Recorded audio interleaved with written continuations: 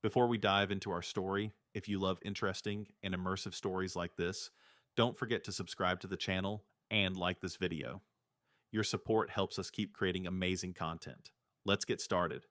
Karen Watson considered herself the queen of Maplewood Estates.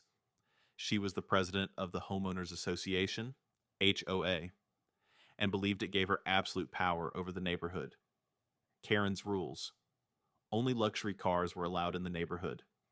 No vehicles could be parked on the street for more than 30 minutes.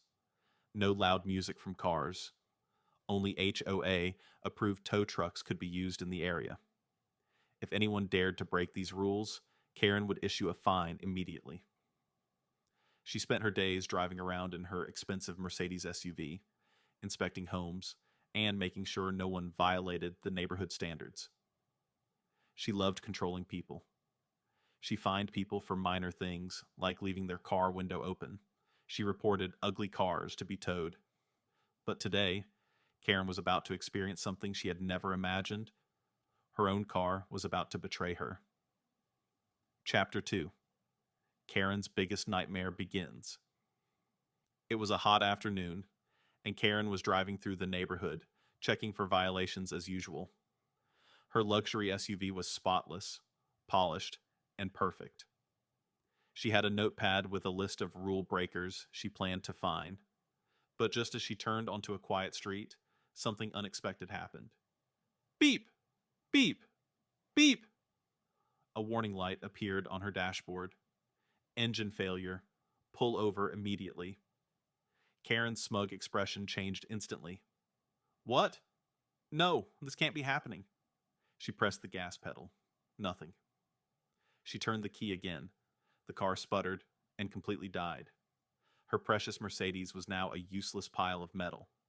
And to make things worse, she had stopped in front of the one house she never wanted to deal with. Chapter 3. The House of Trouble. Karen looked around, realizing she was stuck in front of Michael Johnson's house. Michael was her biggest enemy in the neighborhood. He was the only resident who dared to challenge her HOA dictatorship. He had fought against her excessive fines and had even beaten her in an HOA vote once.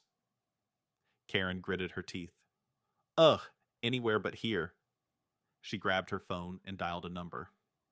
Hello, HOA tow service? My car broke down. Send a tow truck immediately. The operator responded. Ma'am, our HOA tow service is closed today. You'll need to call an independent service.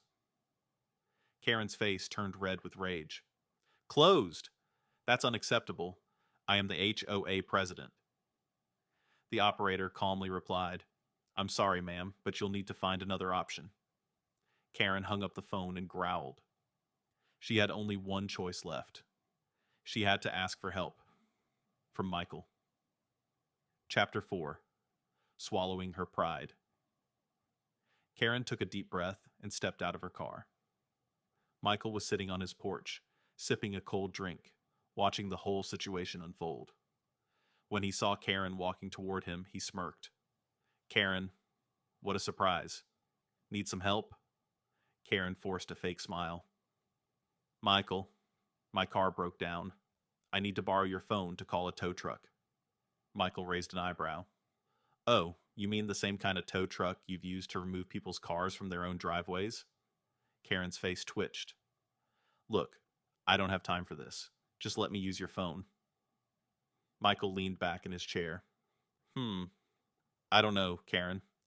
You fined me $500 for having an ugly mailbox before. Should I really help you?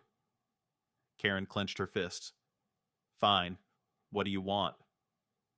Michael grinned. I'll help you, but only if you admit you've been abusing your HOA power. Karen's eye twitched. I haven't done anything wrong. Michael shrugged. All right then. Good luck with your car. He turned away and pretended to go inside. Karen, feeling desperate, finally broke. Okay, I admit it. I've been maybe a little unfair. Michael grinned wider. Now say it louder, for everyone to hear. Karen looked around nervously. Fine. I abused my HOA power. Are you happy? Michael laughed and handed her his phone. That's all I needed to hear. Here, call your tow truck. Chapter 5. The Final Embarrassment. Karen finally called a tow truck, but there was a problem. The only available tow truck was a rusty old pickup with peeling paint.